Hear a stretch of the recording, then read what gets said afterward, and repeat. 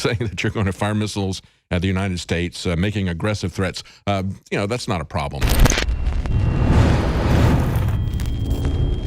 When we get to North Korea here, we got the North Korean government.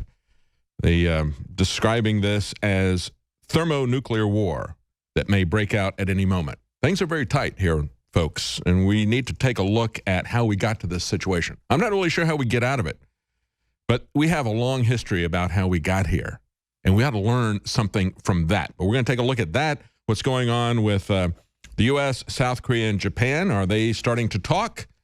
Well, there's some information that there are some backdoor meetings that are going on. Let's hope that this can be walked down. But meanwhile, North Korea keeps up the tough talk.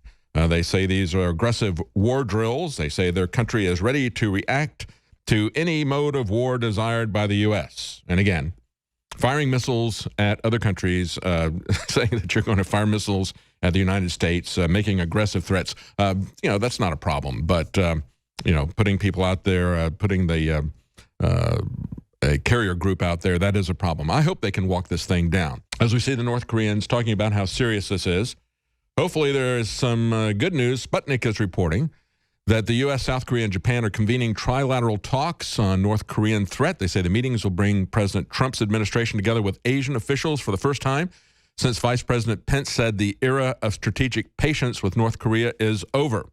The South Korean Ministry of Defense announced these meetings yesterday. So hopefully this is going to move things down. They also point out that from Beijing's perspective, even though nuclear chaos was not unleashed over the weekend, the Korean Peninsula remains highly sensitive, saying the same thing that the North Koreans are, and a high risk to regional and possible global security. That was the Chinese foreign minister. He said any provocative action could pour oil on the fire.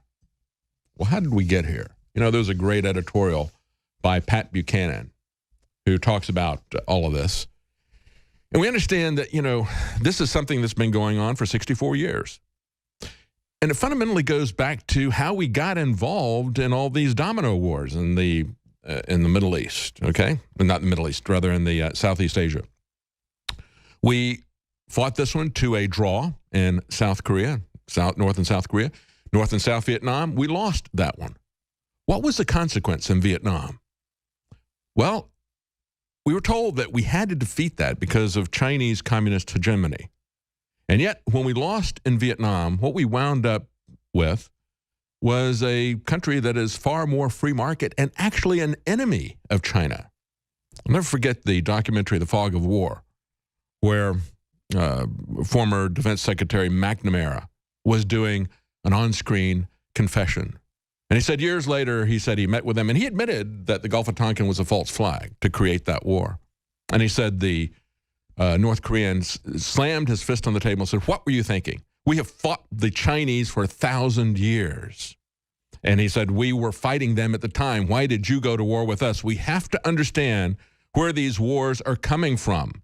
We have made ourselves a policeman of the world, and now they expect us to keep doing it. Stay with us. We'll be right back.